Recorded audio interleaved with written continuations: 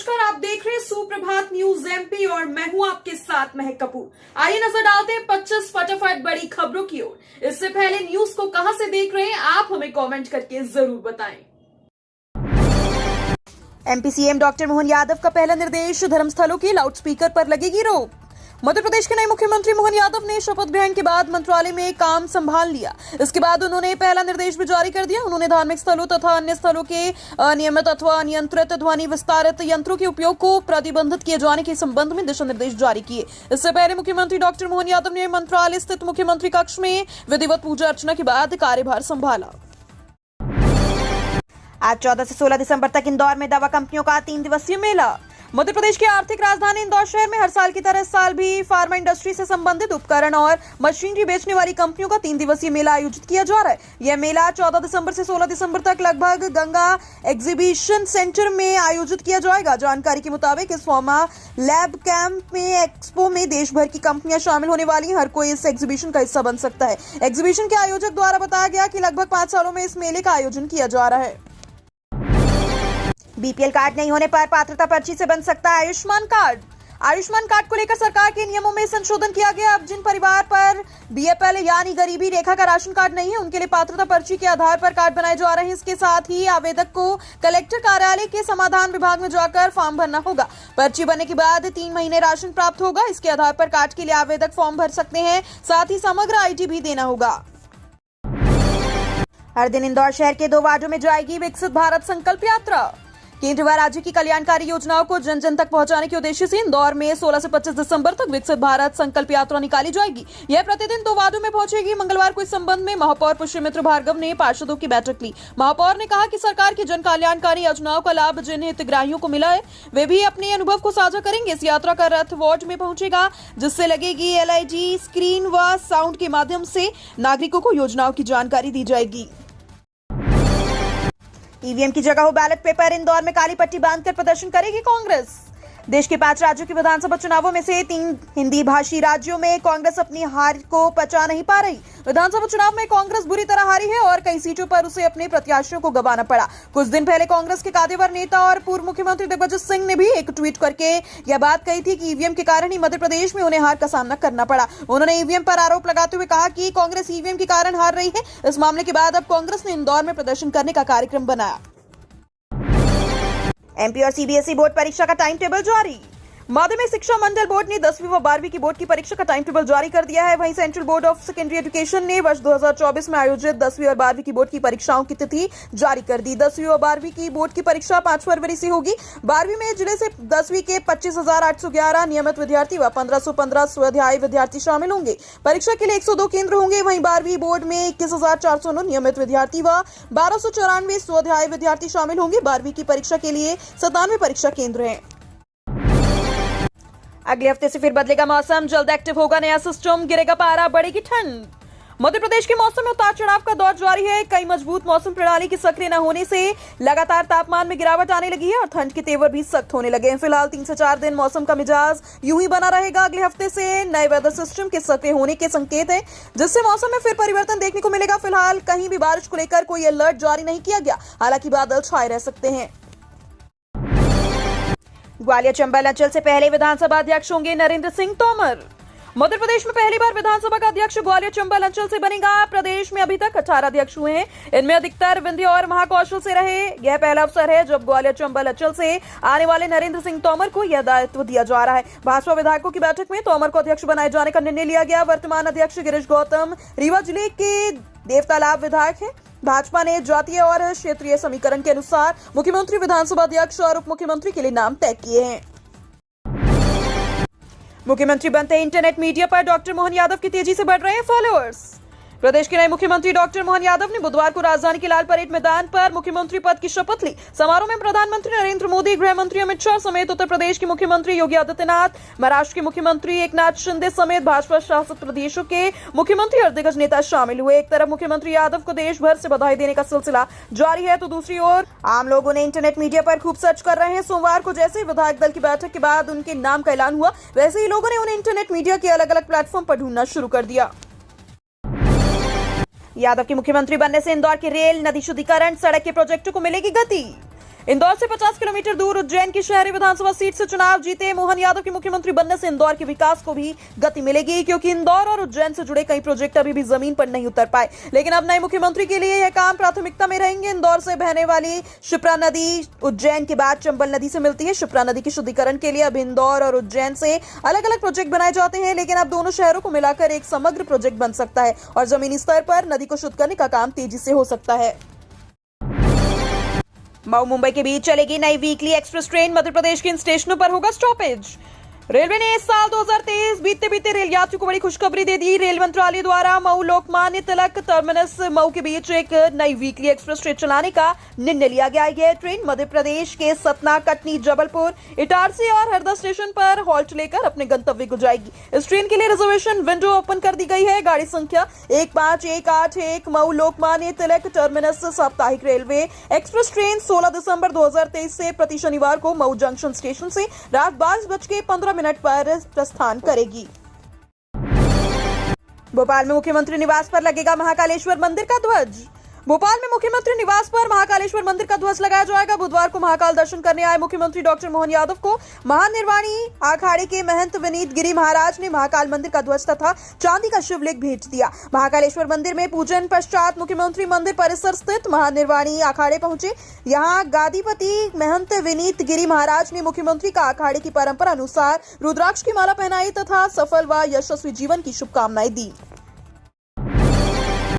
मुख्यमंत्री पद जाते ही शिवराज सिंह चौहान ने बदला अपना ट्विटर प्रोफाइल। मध्य प्रदेश में नए मुख्यमंत्री मोहन यादव के शपथ ग्रहण कार्यक्रम से कुछ समय पहले शिवराज सिंह चौहान ने अपना ट्विटर प्रोफाइल बदला। अब शिवराज सिंह चौहान ने अपने सोशल मीडिया प्लेटफॉर्म एक्स पर खुद को मध्य प्रदेश का पूर्व मुख्यमंत्री बताया। वहीं इससे पहले शिवराज सिंह चौहान ने अपने सोशल मीडिया अकाउंट पर मोहन यादव को सीएम बनने की बधाई देते हुए कहा कि कर्मठ साथी मोहन यादव को भाजपा विधायक दल की बैठक में मध्य प्रदेश का मुख्यमंत्री मनोनीत किए जाने पर हार्दिक बधाई।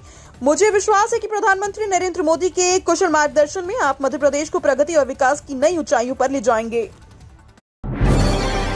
अयोध्या में रामलला प्रतिष्ठा पर अहिल्या की नगरी में हर मुख पर रामधुन और आंगन में जलेंगे दीप। अयोध्या में रामलला की प्राण प्रतिष्ठा 22 जनवरी को होगी। इसका उल्लास देश दुनिया के राम भक्तों के साथ मां अहिल्या की नगरी और मालवांचल के गांव-गांव में छाएगा। इस अवसर को खास बनाने के लिए हर तैयारी राष्ट्रीय स्वयंसेवक संघ ने शुरू कर दी है। हर घर आंगन में रंगोली सजेगी और दीपक जलेंगे। विद्युत सज्जा के साथ मठ मंदिरों के साथ विभिन्न धर्म स्थलों पर विजय मंत्र और हनुमान चालीसा का पाठ किया जाएगा। इस उत्सव पर हर सनातनी शामिल हो, इसके लिए 15 दिनी अभियान चलाकर घर पीले चावल और मंदिर का चित्र पूजन के लिए प्रदान किया जाएगा। पर्यटन स्थल तिंचाफाल में पर्यटकों के लिए बढ़ेगी सुविधाएं। शहर में महज 20 किलोमीटर दूर पर्यटन स्थल तिंचाफाल को विकसित करने की रूपरेखा बनाई जा रही है। यहाँ पर्यटकों के लिए सुविधाएं बढ़ाई जाने पर विचार होने लगा है। बरसात के दिनों में यहाँ पर्यटकों की खासी भीड़ उमड़ती है, मगर उन्हें आराम के प्राकृतिक का नजारा देखने के लिए कोई जगह नहीं है। इसके चलते विभाग ने बरसात व धूप से बचने के लिए कुछ झोपड़ियां यानी पगोड़े बनाने की तैयारी कर ली है। साथ ही खान पान की व्यवस्था करते हुए कैफेटेरिया भी बनाया जाएगा, जिसमें ग्रामीणों को दुकानें लगाने के लिए दी जाएंगी। शपथ ग्रहण से पहले चोटिल हुए मध्य प्रदेश के नए deputy CM Rajendra Shukla.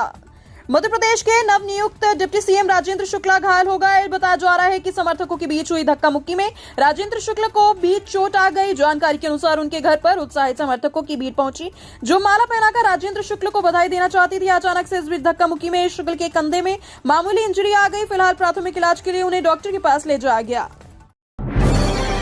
BMHRC में अब आयुर्वेदिक, होम्योपैथी और यूनानी चिकित्सा पद्धति से मिलेगा इलाज। भोपाल मेमोरियल अस्पताल एंड रिसर्च सेंटर में आने वाले मरीज अब आयुर्वेदिक, होम्योपैथी और यूनानी चिकित्सा पद्धति के इलाज का फायदा उठा सकेंगे। इसके लिए बीएमएचआरसी परिसर में भी स्थित स्वास्थ्य केंद्र क्रमांक 7 में मध्य प्रदेश सरकार के आयुष विभाग के साथ मिलकर आयुष चिकित्सा एकीकृत स्वास्थ्य केंद्र खोला गया। बुधवार को बीएमएचआरसी की प्रभारी निदेशक डॉक्टर मनीषा श्रीवास्तव ने एक परामर्श केंद्र को जनता को समर्पित किया। इस मौके पर शासकीय होम्योपैथी मेडिकल कॉलेज की चिकित्सा अधीक्षक डॉक्टर सुनीता तोमर व अन्य अधिकारी उपस्थित रहे। एक माह में 7 जगह लगे यंत्रों से शहरवासी देख पाएंगे रियल टाइम AQI। शहर में वायु गुणवत्ता की निगरानी के लिए अभी करीब 7 स्थानों पर वायु गुणवत्ता मापी यंत्र लगे हैं, लेकिन केंद्रीय प्रदूषण नियंत्रण बोर्ड के पास सिर्फ रीगल स्थित मशीन का डेटा ही पहुंच रहा है। ऐसे में अब प्रदूषण नियंत्रण बोर्ड द्वारा इंदौर शहर में 7 स्थानों पर लगे वायु प्रदूषण मापी यंत्रों को केंद्रीकृत तरीके से जोड़कर प्रदूषण के आकलन की योजना बना रहा है। हालांकि अगले माह में शहर में लगे इन सभी यंत्रों की नेटवर्क कनेक्टिविटी काम पूरा हो जाएगा। ऐसे में 1 माह बाद शहरवासी अपने अपने क्षेत्र में प्रदूषण के स्तर की जानकारी को शहर के प्रमुख चौराहों पर लगी स्क्रीन पर ऑनलाइन देख सकेंगे। उज्जैन में देश का सर्वश्रेष्ठ clean street food hub Avantika Prasadam तैयार। ज्योतिर्लिंग महाकालेश्वर मंदिर के नव विस्तारित क्षेत्र में देश का सर्वश्रेष्ठ clean street food hub Avantika Prasadam खुलने को तैयार हो गया है। अगले कुछ सप्ताह में उज्जैन स्मार्ट सिटी कंपनी यहां विभिन्न स्वच्छ सुरक्षित खान पान की दुकानें खोलने को स्टॉल्स उपलब्ध करा देगी। इसके लिए आवंटन की शर्तें तैयार की जा रही है। होंगे क्या कि लगभग छोटे बड़े आकार के 54 फूड स्टॉल बनाए जाएंगे, जिनमें से कुछ स्टॉल हार फूल, प्रसादी और पूजन श्रृंगार सामग्री की दुकान लगाने को आवंटित होंगे। 2-3 दिन में मुख्यमंत्री आवास छोड़ सकते हैं शिवराज, मंत्रियों ने वाहन लौटाए। मध्य प्रदेश के पूर्व मुख्यमंत्री शिवराज सिंह चौहान 2-3 दिन में भोपाल के श्यामला हिल स्थित मुख्यमंत्री आवास छोड़ सकते हैं। इसकी तैयारियां शुरू हो गई हैं। मंगलवार को उन्होंने 74 बंगले स्थित मुख्यमंत्री एनेक्सी पहुंचकर व्यवस्थाएं देखी। वहीं नए मुख्यमंत्री डॉक्टर मोहन यादव के लिए पॉलिटेक्निक के विश्राम गृह को भी आरक्षित किया। सोमवार को उन्होंने रात्रि विश्राम वीआईपी विश्राम गृह में किया। उधर शिवराज मंत्रिमंडल के मंत्रियों ने अपने अपने सरकारी वाहन स्टेज गैरेज को लौटा दिए। इसके बाद इन्हें अब नए मंत्रियों को आवंटित किया जाएगा। 20 लाख बिजली उपभोक्ता को दिया गया बिना रीडिंग का बिल। पूर्व क्षेत्र विद्युत वितरण कंपनी ने 21 जिलों में मनमाने बिजली बिलों की समस्या बनी हुई है। इसकी वजह से आंकलित बिल जारी होना है। कंपनी क्षेत्र में 20 लाख उपभोक्ता ऐसे हैं जिन्हें मासिक बिजली बिल रीडिंग के बिना दिया जा रहा है, यानी आंकलन पर। कंपनी का दावा है कि मीटर बंद या जलने की वजह से यह आंकलित बिल भेजे जा रहे हैं। इसमें घरेलू उपभोक्ता से ज्यादा गैर घरेलू उपभोक्ता हैं, जिनमें आंकलन के आधार पर बिल दिया जा रहा है। बिल सही तरीके से जारी नहीं होने से पिछले साल की तुलना में राजस्व संग्रह भी 5.46% घट गया। अब कंपनी बिल वसूली को लेकर सख्ती की तैयारी कर रही है। मिशन चंद्रयान 3 की सफलता में इन युवा वैज्ञानिकों का रहा अहम योगदान। साल 2023 में भारत ने जो महत्वपूर्ण उपलब्धियां हासिल की, उसमें चंद्रयान मिशन की सफलता को टॉप में रखा जा सकता है। इस मिशन की सफलता में सैकड़ों वैज्ञानिकों की अथक मेहनत शामिल थी। चंद्रयान 3 की लैंडिंग में मध्य प्रदेश के भी 3 युवा वैज्ञानिक इसरो के इतिहास का हिस्सा बन गए। दरअसल साल 2023 मध्य प्रदेश के युवा वैज्ञानिकों के लिए गर्व करने वाला है। इस दौरान सतना जिले के ओम प्रकाश पांडे, बालाघाट जिले के महेंद्र ठाकुर और रीवा जिले के तरुण सिंह चंद्रयान 3 के गौरवशाली मिशन में शामिल थे। कई दिग्गज हो सकते हैं बाहर, सामने आएंगे चौंकाने वाले नाम। 16 दिसंबर से पहले एमपी सरकार की मंत्रिमंडल का गठन। प्रदेश के नवनिर्वाचित मुख्यमंत्री डॉक्टर मोहन यादव और उनके 2 उप मुख्यमंत्री राजेंद्र शुक्ला और जगदीश देवड़ा ने बुधवार को राजधानी भोपाल के मोतीलाल नेहरू स्टेडियम में पद और गोपनीयता की शपथ ली। इस दौरान प्रधानमंत्री नरेंद्र मोदी, गृह मंत्री अमित शाह, पार्टी के क्षेत्रीय अध्यक्ष जेपी नड्डा सहित कई राज्यों के मुख्यमंत्री मौजूद रहे। फिलहाल किसी भी मंत्री को शपथ नहीं दिलाई गई, लेकिन माना जा रहा है कि दिल्ली दरबार से हरी झंडी मिलने के बाद 16 दिसंबर से पहले नई कैबिनेट का गठन किया जाएगा। स्टूडेंट्स के लिए अच्छी खबर, उत्कृष्ट विद्यालयों में बिना प्रवेश परीक्षा होगा एडमिशन। मध्य प्रदेश में संचालित उत्कृष्ट उच्च स्तर माध्यमिक विद्यालय एवं विभागीय मॉडल स्कूल में एडमिशन लेने के लिए स्टूडेंट्स हर समय कोशिश करते रहते हैं, लेकिन उन्हें इसके लिए चयन प्रवेश परीक्षा पास करनी होती है। लेकिन शासन ने अब इन स्कूलों में पदस्थ स्टाफ के बच्चों के लिए एक आदेश जारी किया, जो उनके लिए खुशियां लेकर आया है। लोक शिक्षण संचालनालय ने प्रदेश के सभी जिला शिक्षा अधिकारियों को पत्र लिखकर निर्देश दिया है कि मध्य प्रदेश में स्कूल शिक्षा विभाग द्वारा संचालित जिला स्तरीय उत्कृष्ट उच्च स्तर माध्यमिक विद्यालय एवं विभागीय मॉडल स्कूलों में पदस्थ शैक्षणिक और गैर शैक्षणिक स्टाफ की अधिकतम 2 बच्चों को कक्षा 6 से 12वीं तक की इन विद्यालयों में सीधे प्रवेश दिया जा सकता है। एमपी में खुले में मास्क की बिक्री पर अंकुश की तैयारी। सीएम मोहन यादव की कैबिनेट में आया प्रस्ताव।